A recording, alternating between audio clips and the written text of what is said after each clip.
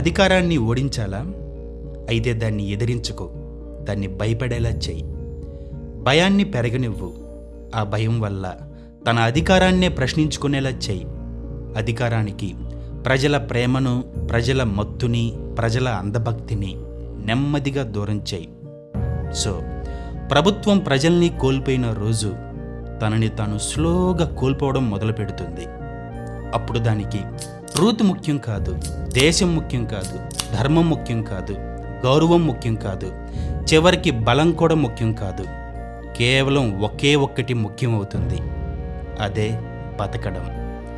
బతకాలని నిర్ణయించుకున్న అధికారం ముందు మాట్లాడుతుంది, తర్వాత వింటుంది.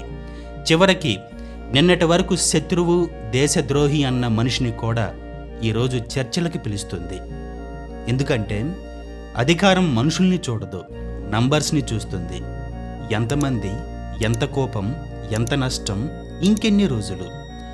పవర్కి ఎప్పుడూ ఒక క్యాల్కులేషన్ ఉంటుంది. అందులో నైతికత ఉండదు. కేవలం లాభ నష్టాలు మాత్రమే ఉంటాయి. పొలిటికల్ కాస్ట్ మాత్రమే ఉంటుంది. సో పవర్ని ఒక ప్రొటెస్ట్ కదిలించదు, ఒక స్లోగన్ మార్చదు. వేల మంది రోడ్ల మీదకి రావడం కూడా కొన్నిసార్లు దాన్ని కదిలించదు. కానీ ఒకరోజు అధికారం ఒక లెక్క వేస్తుంది. ఈ భయం ఇంకా పెరిగితే, ఈ కోపం ఇంకొన్ని నగరాలకు పాకితే, ఈ ప్రశ్న ఇంకా లక్షల మంది అడిగితే, అలా లెక్కలేసిన రోజు అధికారం ప్రజల గురించి ఆలోచించదు. ఫస్ట్ టైం తన గురించి ఆలోచిస్తుంది. అయినా కానీ అక్కడ అధికారం మారదు. బట్ మొదటిసారి దాని ప్రవర్తన మారుతుంది.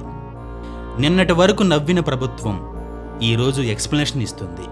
నిన్నటి వరకు నిర్లక్ష్యం చేసిన అధికారం మదం ఈరోజు ఇన్స్టాగ్రామ్ వేదికగా హాయ్ ఫ్రెండ్స్ అంటుంది. నిన్నటి వరకు వాళ్ళు ఎవరో అంది, ఈరోజు వాళ్ళతో మాట్లాడాలి అంటుంది.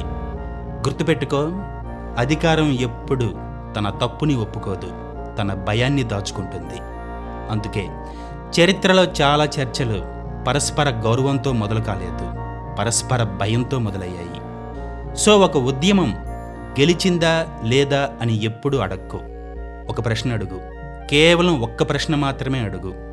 అదేంటంటే, ఈ తిరుగుబాటు వల్ల అధికారానికి మొదటిసారి తన బోడి పెత్తనంపై, తన అధికార మదంపై భయం పుట్టిందా లేదా అని మాత్రమే అడుగు. అదే జరిగితే మిగతావన్నీ జస్ట్ ప్రకటనలు మాత్రమే. నిజమైన విజయం ఆ భయం పుట్టిన క్షణంలోనే మొదలైంది. చివరగా ఒక మాట, ప్రజలు ఎంత అధికారం ఇస్తే కేవలం అంతే వాడుకోవాలి. అంతకు మించి ఎక్కువ వాడుకుంటే ఆ పవర్ని మరొకటి చేతిలో పెడతారు. Thank you friends.